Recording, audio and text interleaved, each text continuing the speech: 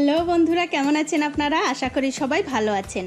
অনিতার রান্নাঘর থেকে সবাইকে স্বাগতম। আমার আজকের রেসিপি সকালের ব্রেকফাস্টের জন্য মিল্ক স্যান্ডউইচ। বন্ধুরা, সকালের ব্রেকফাস্টের জন্য এই মিল্ক স্যান্ডউইচটা কিন্তু খুবই একটা ভালো রেসিপি। তাহলে বন্ধুরা আসুন দেখে নেওয়া যাক কিভাবে এই মিল্ক স্যান্ডউইচ বানাতে হয়। তো ভিডিওটি শুরু করার আগেই বলি, আমার এই ছোট্ট চ্যানেলটি অবশ্যই সাবস্ক্রাইব করবেন আর পাশে থাকা বেল আইকনটি ক্লিক করতে ভুলবেন না। তাহলে আমি যদি নতুন কোনো ভিডিও নিয়ে আসি সবার আগে আপনি দেখতে পাবেন। তাহলে বন্ধুরা আর কথা না বাড়িয়ে আসুন দেখে নেওয়া যাক কিভাবে মিল্ক স্যান্ডউইচ বানাতে হয়।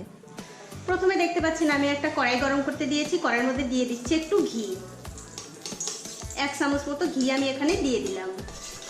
ঘিটা যখন এরকম গলে যাবে তখন আমি এর মধ্যে দিয়ে দিচ্ছি 2 চামচ মতো ময়দা। দিয়ে এটা এই ঘিয়ের সঙ্গে ময়দাটা ভালো করে একটু ভেজে নিতে হবে। ময়দা কিংবা আটা যে কোনো দুটোর একটা দিলেই হলো।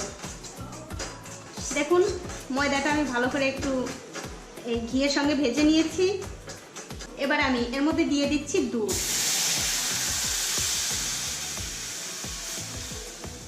এখন আমি এই দুধ আর ময়দার সঙ্গে ভালো করে জাল দিয়ে নেব, মানে একটু জাল দিয়ে এই দুধটা অনেকটাই ঘন করে নেব। এই দেখুন দুধটা কিন্তু জাল হয়ে অনেকটাই ঘন হয়ে এসছে। এর মধ্যে দিয়ে দিচ্ছি আমি চিনি। চিনিটা অবশ্য যে যেমন মিষ্টি খাবেন সে তেমন দিয়ে নেবেন।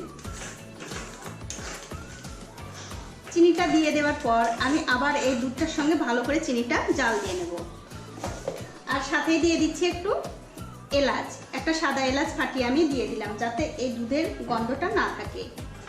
আর বন্ধুরা, এই যে আমি ঘি দিয়ে ময়দাটা ভেজে নিলাম, এই ঘি দিয়ে ময়দাটা ভাজার কারণে কিন্তু এই ময়দাটার যে একটা গন্ধ থাকে সেই গন্ধটা থাকবে না। আমি আবার এই দুধটার সঙ্গে এই চিনিটা ভালো করে জাল দিয়ে নিয়ে তারপরে আপনাদের দেখাচ্ছি। এই দেখুন চিনিটা দিয়ে আমি দুধটা আবার ভালো করে জাল দিয়ে নিয়েছি। দেখতেই পাচ্ছেন অনেকটা ঘন হয়ে গেছে। এই অবস্থাতেই কিন্তু নামাতে হবে, তার কারণ এর চেয়ে বেশি শুকালে কিন্তু আবার বেশি মানে এই দুধটা ঘন হয়ে যাবে, তখন আবার স্যান্ডউইচ বানাতে ভালো হবে না। তার জন্য এইরকম অবস্থাতেই নামাতে হবে। আর ঠান্ডা হয়ে গিয়ে অনেকটাই কিন্তু ঘন হবে। আমি এখন গ্যাসটা অফ করে দিচ্ছি। এবারে দেখতে পাচ্ছেন আমি একটা বাটির মধ্যে কিছু গাজর কুচি করে নিয়েছি। এখন আমি যে দুধটা জাল দিলাম সেটাই গাজরের মধ্যে দিয়ে দিচ্ছি।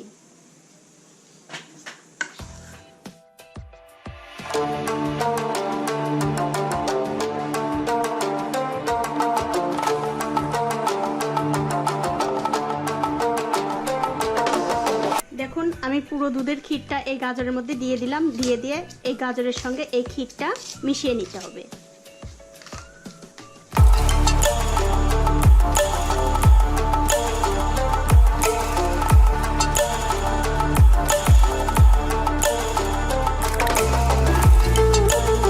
দেখুন আমি ভালো করে মিশিয়ে নিয়েছি।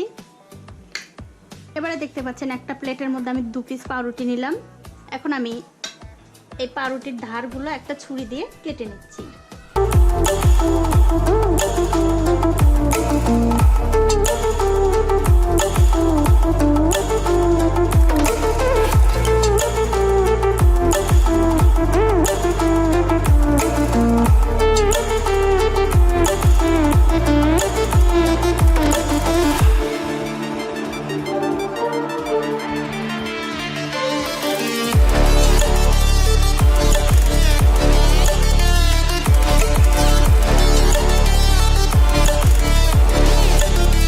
দেখুন আমি এই দুটো কেটে নিয়ে আপনাদের দেখিয়ে দিলাম। আপনারা কিন্তু না কাটলে নাও কাটতে পারেন, এরকম অবস্থায় বানাতে পারেন। এবার আমি একটা পাউরুটির উপর এরকম করে সেই দুধের ক্ষীরটা দিয়ে দিচ্ছি।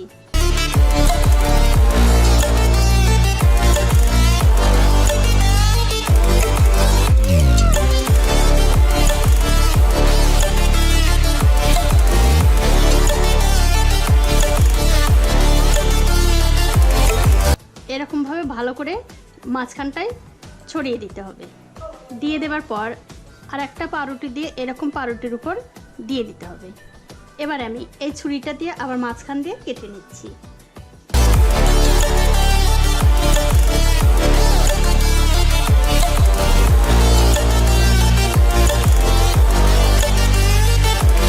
দেখুন এরকম করে কেটে নিলেই হয়ে গেল কিন্তু আমাদের মিল্ক স্যান্ডউইচ। দেখতেও যেমন সুন্দর হয়েছে, খেতেও কিন্তু ঠিক তেমনই সুস্বাদু। আপনারা এরকমভাবে মিল্ক স্যান্ডউইচ সকালের ব্রেকফাস্টে বানাতে পারেন। তো বন্ধুরা, ভিডিওটি যদি আপনাদের ভালো লেগে থাকে অবশ্যই একটা লাইক করবেন, কমেন্ট করবেন আর শেয়ার করবেন আপনার বন্ধুদের সাথে, যাতে তারাও এই স্যান্ডউইচ বানানোর বিষয়গুলো জানতে পারে এবং শিখতে পারে। সবাই ভালো খাবেন, ভালো থাকবেন আর সবাইকে ভালো রাখবেন। আজ এই পর্যন্তই, দেখা হবে অন্য কোনো নতুন ভিডিও নিয়ে।